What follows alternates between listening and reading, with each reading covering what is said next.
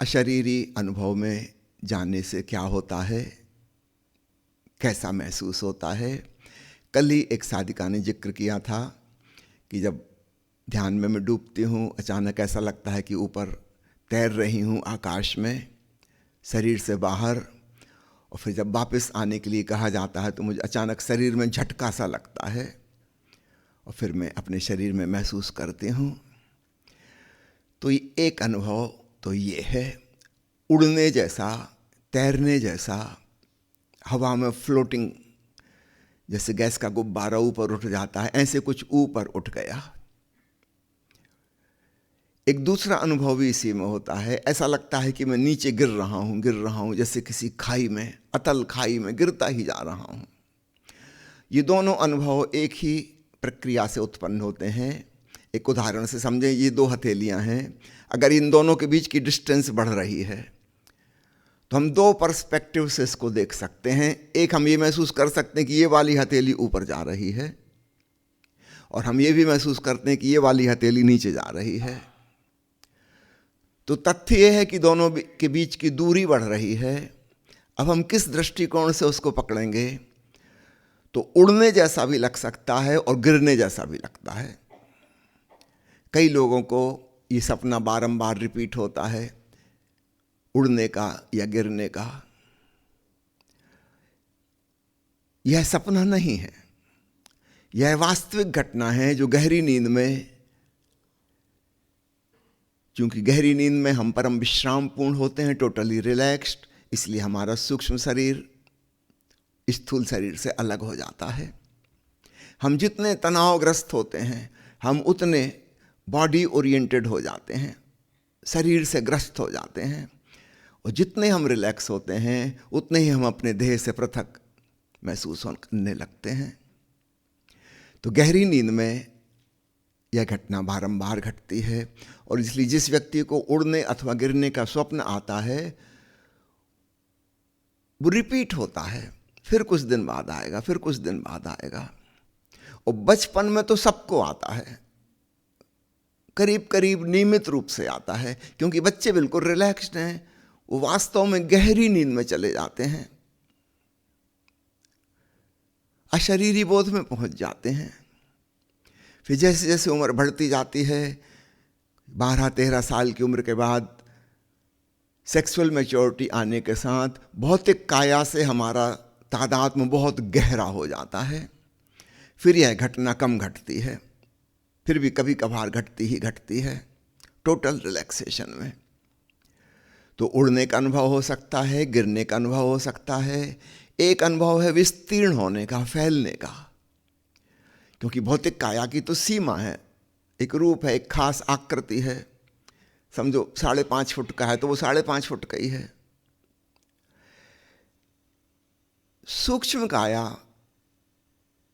हमारा भाव शरीर है, हमारे भाव से वह फैल सकती है, सिकुड़ सकती है। तो यहाँ भी दो प्रकार की विपरीत घटनाएं घटती हैं। या तो खूब विस्तीर्ण होने का, असीम होने का, विराट होने का अनुभव होता है, जिसको हम कहते हैं ब्रह्म काया का अनुभव, कॉस्मिक बॉडी। इसका प्रयोग भी किया जा सकता है। आप सोते समय भाव करें कि शरीर बड़ा हो रहा है, बड़ा हो रहा है, मेरे पैर लंबे हो गए, 1 फुट ज़्यादा लंबे। फिर वापस अपनी जगह पे ले आएँ 2 मिनट बाद उनको कल्पना में। फिर सिर को करें कि सिर लंबा हो रहा है, गर्दन 1 फुट आगे निकल गई। फिर वापस अपनी जगह ले आएँ, फिर दोनों तरफ से लंबाई बढ़ रही है। फिर अगली बार लंबाई को और कर दे, 2 फुट 2 फुट दोनों तरफ से, साइड से भी फैल रहे हैं। फिर पूरे कमरे को आपने भर लिया। फिर नेक्स्ट स्टेप, आप कमरे से भी ज़्यादा बड़े हैं, कमरा खुद आपके भीतर है।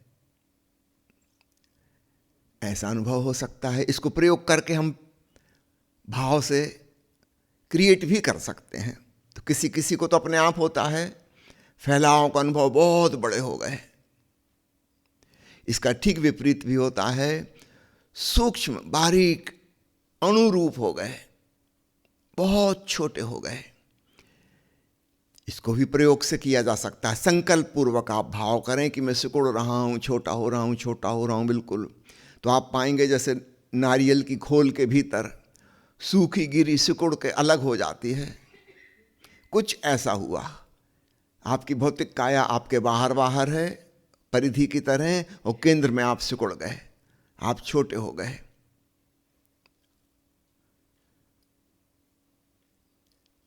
एक स्टेप और उठाई जा सकती है कि जो छोटा सा सूक्ष्म शरीर हो गया है अणुरूप, इसने बाहर छलांग लगाई और शरीर के बाहर निकल गया। ये बड़ा संकल्प का प्रयोग है। जो लोग बहुत संकल्पवान हैं वे सूक्ष्म होने का प्रयोग कर सकते हैं, क्योंकि यह प्रकृति के खिलाफ है। विशाल होने का प्रयोग प्रकृति के अनुकूल है, उसमें बड़ी आसानी से सफलता मिल जाएगी।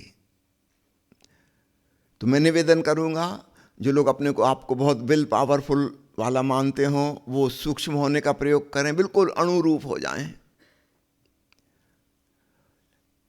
अगर आपको लगता है कि कठिन है, छोटी छोटी चीज में मैं संकल्प नहीं कर पाता, कोई बात नहीं, आप विस्तीर्ण होने का करें, क्योंकि हमारी चेतना वास्तव में विस्तीर्ण होना चाहती है।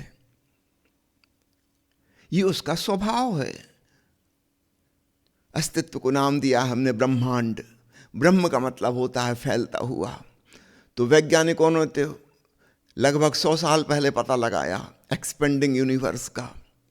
जब पहली बार एक वैज्ञानिक ने बहुत बड़ी दूरबीन बनाई, बहुत बड़ा लेंस उसमें लगाया, तब पता चला। पूरब के ऋषियों को यह बात हजारों साल पहले अनुभव आ गई थी। याद रखना, उन्होंने कोई ब्रह्मांड का अध्ययन नहीं किया था, उन्होंने अपने भीतर देखा था। उनकी प्रयोगशाला उनकी अंतरात्मा थी, और उन्होंने पाया कि सब फैलता हुआ है। जैसा है वैसा ही रुका हुआ नहीं है, फैल रहा है, विस्तीर्ण होता हुआ। तो ब्रह्म शब्द का मतलब होता है फैलता हुआ। इसका मतलब ईश्वर नहीं होता। ब्रह्म का मतलब फैलता हुआ होता है। तो चूंकि यह हमारी चेतना का मौलिक गुणधर्म है, इसलिए इसमें डूबना बहुत आसान है। इसमें हम समझो नदी के बहाव के संग बह रहे हैं। नदी हमको बहा ले जाएगी, हमें कुछ खास करना नहीं है, तैरने की जरूरत नहीं, जस्ट फ्लोटिंग नॉट स्विमिंग। सूक्ष्म होने का प्रयोग ऐसा है जैसे कि नदी की उल्टी दिशा में हम बड़ा श्रम करके तैरें। बहुत मुश्किल है, विराट नदी है, तेज रफ्तार है, इसके विपरीत तैरना कठिन काम है। तो अपने आप को सिकोड़ना बहुत कठिन है। अपने साधारण जीवन में भी देखें, आपके पास जितना बड़ा मकान है, यदि उससे बड़ा मकान आपको मिल जाए तो आप प्रसन्न होंगे। अगर मजबूरी में उससे छोटे मकान में आपको रहना पड़े, आपको अच्छा नहीं लगेगा। जितना बैंक बैलेंस आपके पास है वह बढ़ जाए तो आपको खुशी होगी, उसमें कमी हो जाए तो कहीं भीतर उदास हो जाएंगे। जितने आपके मित्र हैं, इनकी संख्या में अगर विस्तार हो, बहुत लोग आपसे जुड़ें, तो आपको अच्छा लगेगा। अगर आपकी पत्नी तलाक लेके चली जाए और आपके पिताजी आपको घर से बर्खास्त कर दें कि मेरी वसीयत भी तुम्हें नहीं मिलेगी, और आपके दोस्त भी आपको छोड़ दें, आपको अच्छा नहीं लगेगा। क्या हुआ? आपका विस्तार कम हो गया, आप सिकुड़ गए।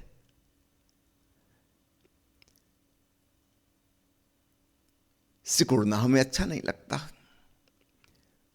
पुराने राजा महाराजा पूरी जिंदगी एक ही काम करते रहते थे कि हमारी विजय पताका और दूर दूर तक कैसे फहराए।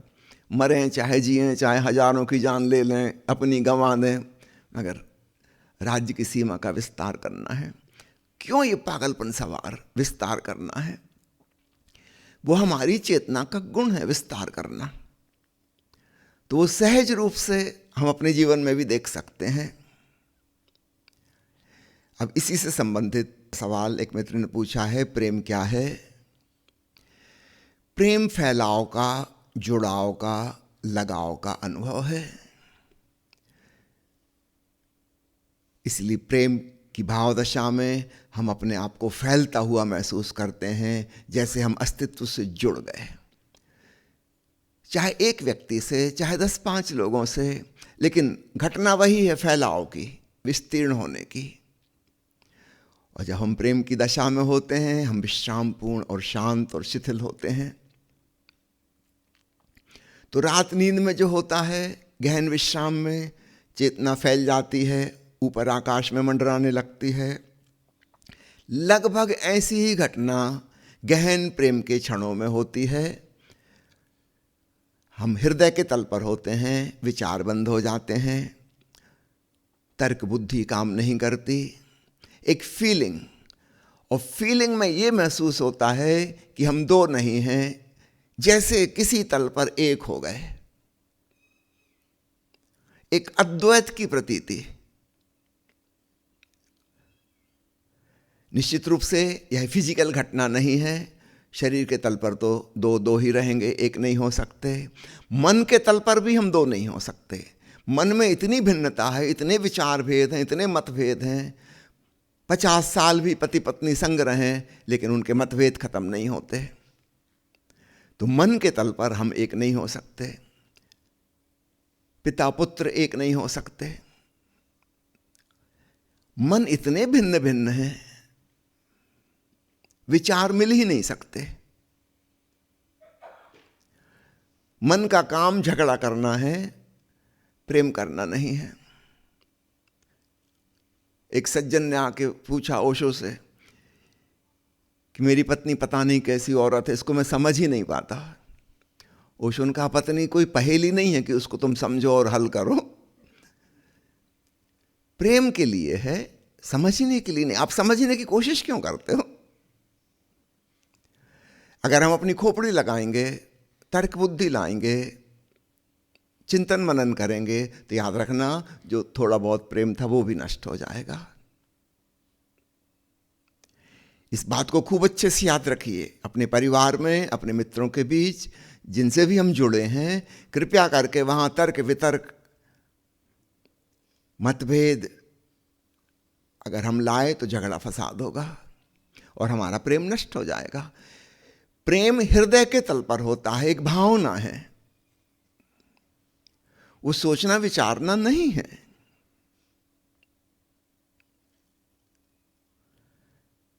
अगर आप हिसाब किताब लगाओगे प्रेम में भी, फिर प्रेम बचेगा ही नहीं। फायदा और नुकसान की सोचोगे तो प्रेम खत्म हो गया। आपका सिर हावी हो गया, दिमाग चलने लगा, दिल की कोई जगह ही नहीं बची। तो पूछा है प्रेम क्या है? होना तो चाहिए बिल्कुल सहज स्वाभाविक, लेकिन जिस प्रकार की दुनिया हमने बनाई है वहाँ पे जो सहज और स्वाभाविक और नैसर्गिक और प्राकृतिक था, वही बात कठिन हो गई है। विशेषकर हमारी शिक्षा प्रणाली जो हमको प्रतियोगिता सिखाती है, दूसरे से आगे निकलना है, अहंकार मजबूत करना है, नाम यश कमाना है, दूसरों को पीछे पछाड़ना है। छोटे से बच्चे के मन में राजनीति घुसा देते हैं। वो मोहल्ले के बच्चों के साथ खेल रहा हो, माता पिता कह रहे हैं कि जीत के आना, अगर वहां से पिट के आए तो फिर हम भी और पीटेंगे। छोटा सा बच्चा, अब उसके लिए खेल भी एक गंभीर मामला हो गया। खेल नहीं रहा। खेल का मतलब होता था प्लेफुलनेस, अब प्लेफुलनेस नहीं है, बड़ा सीरियस मामला है, प्रेस्टीज इशू है, परिवार की कुल मर्यादा का सवाल है। बाप ने कहा कि हमारे खानदान में आज तक कोई नहीं हारा, खबरदार जो हार के आए फिर मुझे पापा मत कहना।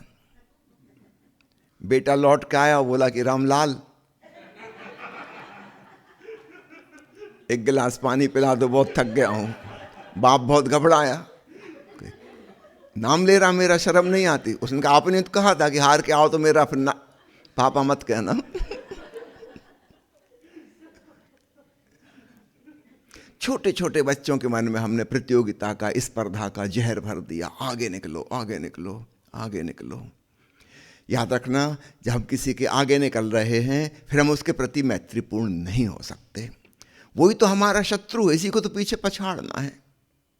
हम कह जरूर रहे हैं कि हमारे मित्र हैं, सहपाठी हैं, कोई मित्र नहीं है। असली दुश्मन तो यही है। और फिर पूरी जिंदगी ऐसे ही चलेगी।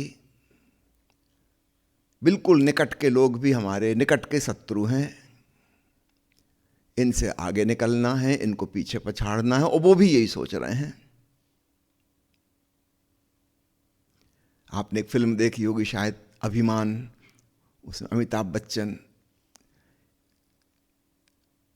संगीत के शौकीन रहते हैं और एक दूसरी संगीत की शौकीन कन्या से उनका प्रेम हो जाता है, विवाह हो जाता है, और फिर दोनों की अंत में बड़ी दुश्मनी खड़ी हो जाती है।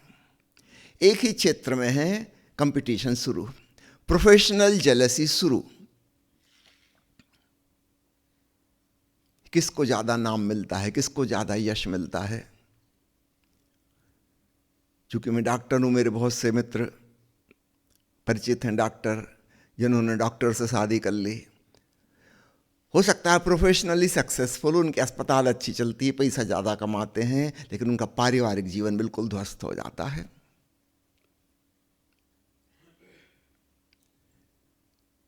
घर में भी एक साथ, अस्पताल में भी एक साथ, और प्रोफेशनल जेलसी, कंपटीशन वहाँ चल रहा है। अक्सर महिलाओं की प्रैक्टिस खूब अच्छी चलती है, क्योंकि महिलाएं बीमार खूब पड़ती हैं। 50% फिजिकल, 50% साइकोसोमेटिक। और आजकल महिलाओं को शौक है बच्चों की खूब केयर लेने का, तो हर 2-4 दिन में भागी भागी आती हैं।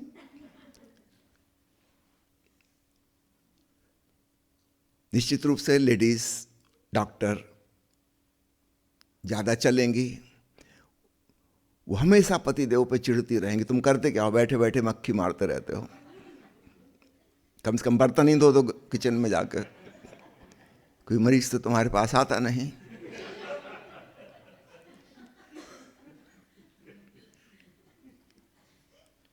वो निरंतर पति को नीचा दिखाती रहेंगी।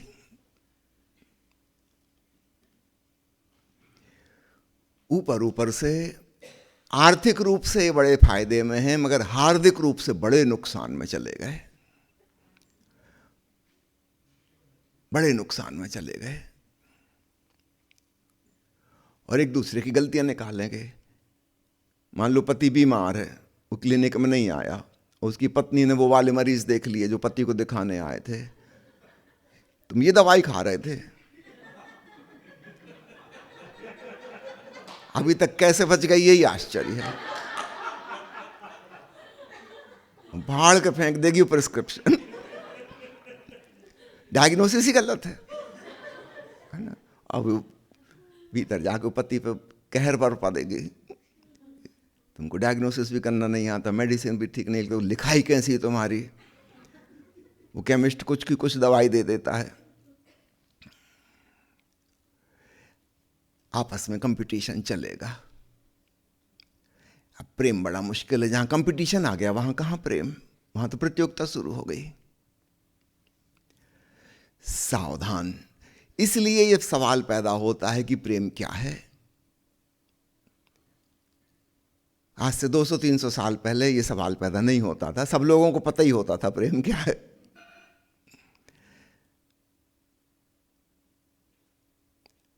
तो आपको कहता हूं, जहां आपको शिथिलता, शांति महसूस होगी, विश्राम पूर्ण लगेगा, आप पाएंगे भीतर शांति है, अर्थात खोपड़ी बंद हो गई है, विचार की कोलाहल बंद हो गया है। शांति का मतलब है कि आप वहां से खिसक गए, दूसरे तल पे पहुंच गए। आप पाएंगे शांति से प्रीति पैदा होने लगी और बड़ा फैलाव और जोड़ महसूस होता है। अब आप इसकी चिंता नहीं करते कि दूसरा कौन है, क्या है, कैसा होना चाहिए, मेरी अपेक्षा के अनुसार खरा उतरता है कि नहीं। अब ये सारी बातें गौण हैं। आपको पता है मुझे प्रेमपूर्ण होने में आनंद आता है, उसकी वो जाने। That is not my concern. वो अच्छा करता है, बुरा करता है, क्या कहता है, क्या नहीं कहता, उसकी वो जाने। लेकिन मुझे इस प्रेमपूर्ण होने में शांत होने में, मैत्रीपूर्ण होने में एक सुखद प्रतीति होती है, और उसकी वजह है कि मेरा सूक्ष्म शरीर फैल जाता है।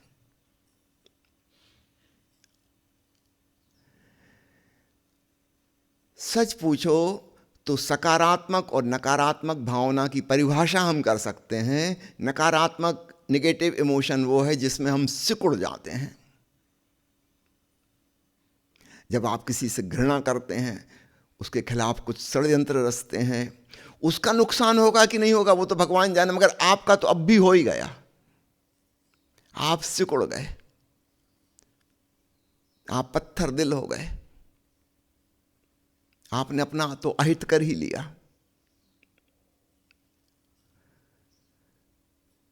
हम जो दूसरे के संग करने का विचार कर रहे हैं, उसके संग होगा कि नहीं होगा वो तो आगे की बात है, हमारे संग वो हो ही जा रहा है, तुरंत ही हो जा रहा है। इस बात का गौर करें, आप कब फैलाव अनुभव करते हैं। सबसे आसान होगा प्रकृति के नजदीक। मनुष्यों के संग ट्राई मत कीजिए, वहां बाद में आइएगा, पहले थोड़ी सी रिहर्सल हो जाए। वृक्ष से आपको अपेक्षा नहीं है कि कैसा हो, चांद तारों से आपको अपेक्षा नहीं है कि कैसा होना चाहिए, हवाओं से, मौसम से, नदी से, पहाड़ से आपके मन में कोई धारणा नहीं है। आप थोड़ा वहां खुलें, फैलें, जुड़ें। एक बार आपको रस लग जाए फैलने का, तो प्रकृति के संग बहुत आसान है। आप चांद को देख के गीत गा रहे हैं, चांद कोई उत्तर नहीं देगा। मनुष्यों के साथ बड़ा मुश्किल है कि मनुष्यों के साथ हमारी अपेक्षाएं और एक्सपेक्टेशन है, और वो उत्तर भी देंगे, और जरूरी नहीं कि हमारे अनुकूल हो। इसलिए प्रेम की रिहर्सल प्रकृति के निकट करना। एक बार आपको रस आ गया फैलाव का, पशु पंछियों के संग, पेड़ पौधों के संग, फूलों के संग, तितलियों के संग, पंछियों के संग, फिर आप पाओगे कि ये तो मेरा फैलाव है, मेरे भीतर की बात है, इसको मैं कहीं भी अप्लाई कर सकता हूं। तब आप अप्लाई करना अपरिचित लोगों के प्रति, नेक्स्ट स्टेप।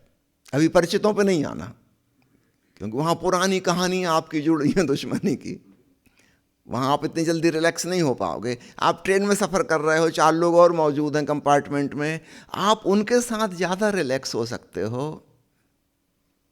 उनके साथ आप चाय नाश्ता कर सकते हो, एक दूसरे की अखबार और पत्रिका लेकर पढ़ सकते हो। आप वहाँ ज़्यादा सभ्य तरीके से व्यवहार करते हो, क्योंकि ये व्यक्ति पहली बार मिला है और हो सकता है ज़िंदगी में दोबारा कभी ना मिले, और थोड़ी देर का साथ है, अभी 2-4 घंटे बाद उसकी स्टेशन आ जाएगी, वो उतर जाएगा, आपकी आ जाएगी, आप उतर जाओगे। आप दुर्व्यवहार नहीं करते। जिन्हें हम अपने कहते हैं उन्हें हम टेकन फॉर ग्रांटेड लेते हैं।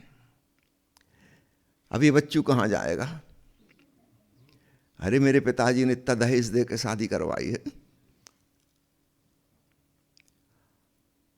अब उसकी जान खाते रहो, दिन रात शिकायत करते रहो। वो भी आपसे बुरी तरह चिढ़ चुका है, आप भी उससे बुरी तरह चिढ़ चुकी हो।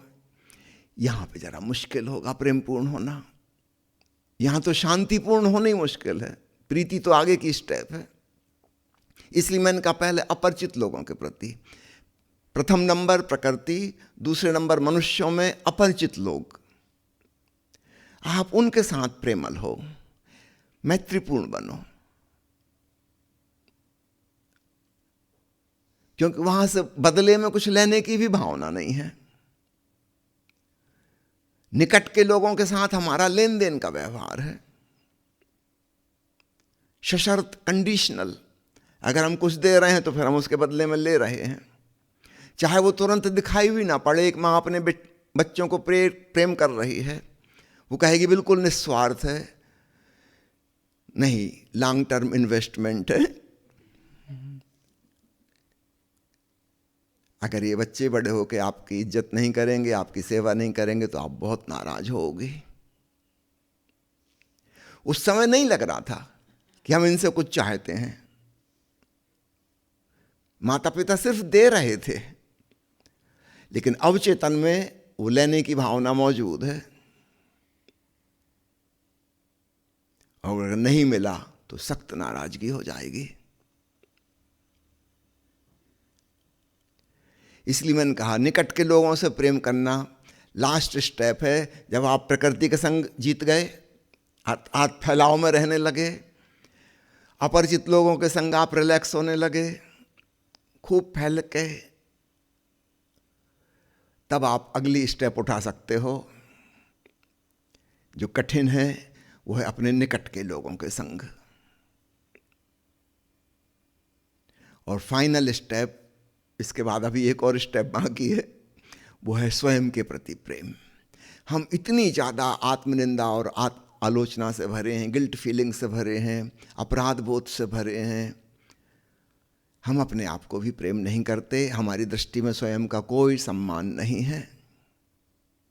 दूसरे के साथ तो चलो हम औपचारिक आदर प्रकट कर देते हैं, खुद के प्रति उतना भी नहीं है।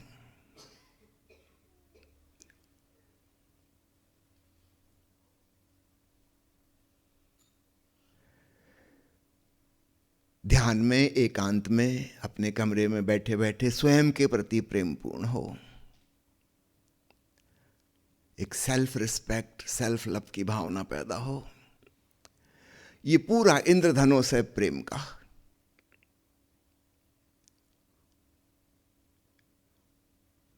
और इसका परिणाम है एक बहुत सुखद अनुभूति, शांति और आनंद, एक अकारण प्रफुल्लता।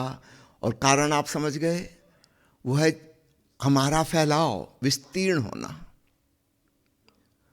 और अंततः समाधि में डूबकर हम इसके क्लाइमैक्स को छू लेते हैं, अपनी कॉस्मिक बॉडी को, ब्रह्म काया को जान लेते हैं।